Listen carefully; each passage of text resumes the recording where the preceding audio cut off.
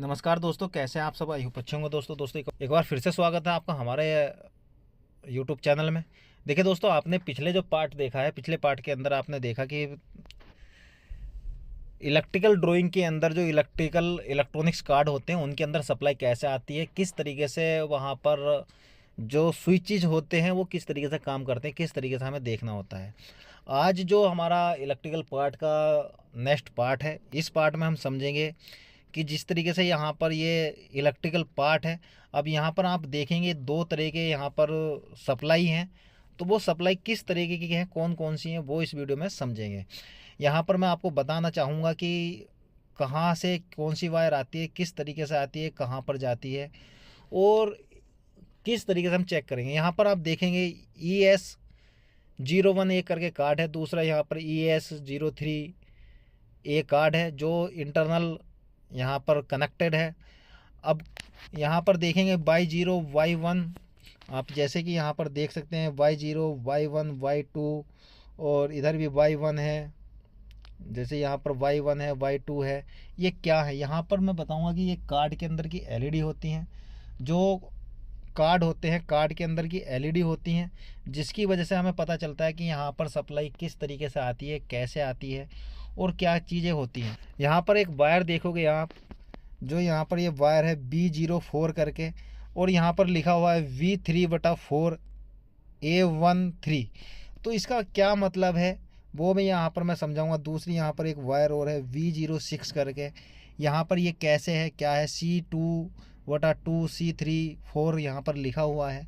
ये क्या है, कैसे हैं, वो चीज़ें समझते हैं। यहाँ पर भी एक वायर है, ये मैं आपको बताना चाहूँगा कि किस तरीके से हैं।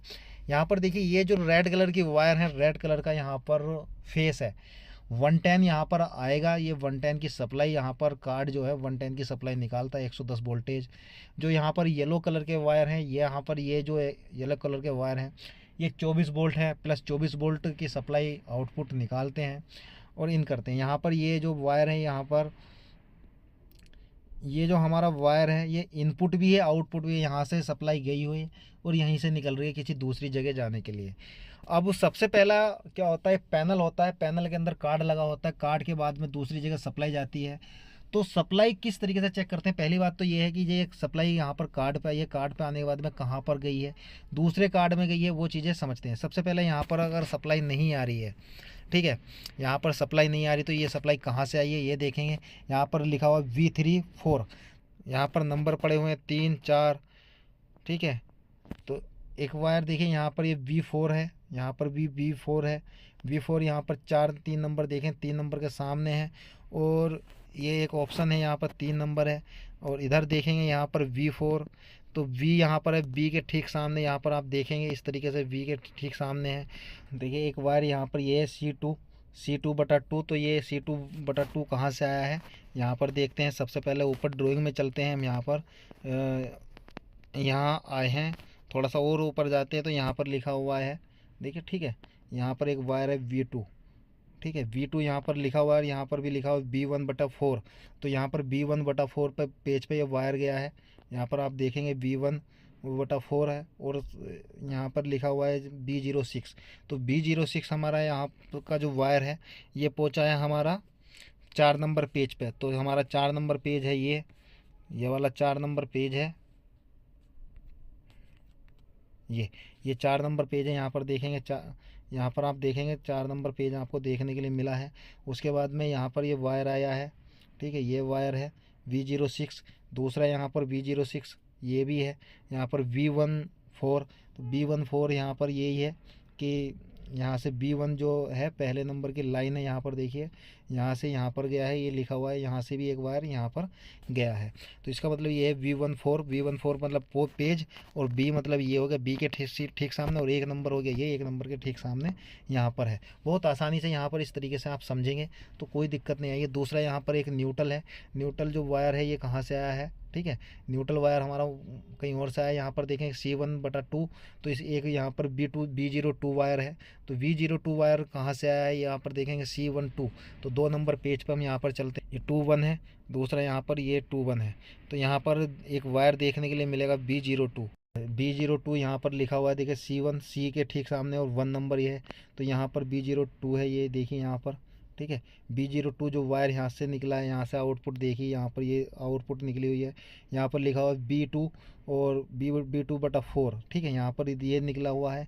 दूसरा यहाँ पर एक B4 करके वायर है, जो B4 वायर ये है, ये यहाँ से निकला है और ये भी हमारा 4 नंबर पेज पे गया हुआ है, ठीक है। यहाँ पर इस तरीके से हम देखेंगे, यहाँ पर ये 4 नंबर पेज पे यहाँ आया है। B02 देखिए ये आ गया है, B02 ये है और B04 यहाँ पर है इस तरीके से, ठीक है। यहाँ पर तो B34 इस तरीके से है और उसके बाद में यहाँ पर आप ये भी देखेंगे, दूसरा यहाँ से कार्ड से सप्लाई निकल ली, तो इस तरीके से हम यहाँ पर चेक करेंगे जो हमारा पैनल है। उसके बाद में मोटर होगी हमारी, ये एक मोटर है, मोटर के अंदर न्यूट्रल आया है, न्यूट्रल आने के बाद में एन हमारा वहाँ से आया है, A20 करके यहाँ पर एक कॉन्टैक्टर है जो ये सीरीज में चलता है। उसके बाद में यहाँ पर ये लाइटें हैं हमारी, जो लाइटें हैं, लाइटें हमारी कार्ड से निकली है, कॉमन से सीरीज है।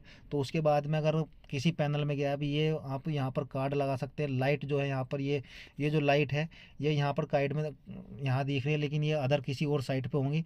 तो यहाँ से एक वायर निकला है, ये लाइट में गया, दूसरा कॉमन का वायर यहाँ से निकल के वो वहाँ पर जाके कनेक्ट हुआ है। ये टर्मिनल होते हैं हमारे, यहाँ पर टर्मिनल है, ये इस तरीके से यहाँ पर कनेक्ट होता है। कनेक्ट होने के बाद में उसके बाद में दूसरी जगह सप्लाई जाती है।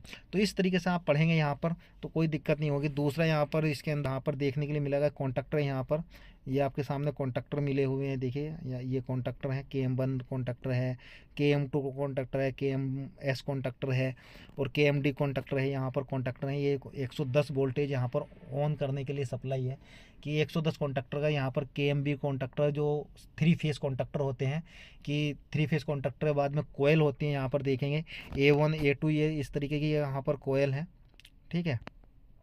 ये देखेंगे आप यहाँ पर A1 A2 A1 A2 A1 A2 ये कोयल है, यहाँ पर कार्ड से सप्लाई गई है। उसके बाद में यहाँ से सिंगल फेस यहाँ पर गया है, ये हमारे फ्यूज लगे कॉन्टैक्टर के, वो फ्यूज लगे हुए हैं। उसके बाद सप्लाई आ गई है, जैसे ही सप्लाई इस कार्ड से और ये हमारा सिंगल फेस यहाँ पर मिलता है, उसके बाद में कॉन्टैक्टर होल्ड होता है। कॉन्टैक्टर होल्ड होने के बाद में सप्लाई आगे के लिए आगे को जाती है, जो मोटर हमारी चलती है। मोटर हो गई है या कुछ भी गाड़ी होगी, कुछ भी XYZ कुछ भी हम सप्लाई ले रहे हैं कॉन्टैक्टर के थ्रू, वो कॉन्टैक्टर के थ्रू यहाँ से ऑन हो जाती है। ऑन होने के बाद में उसके बाद में हमारे जो इक्विपमेंट है वो आगे के चलने लगते हैं।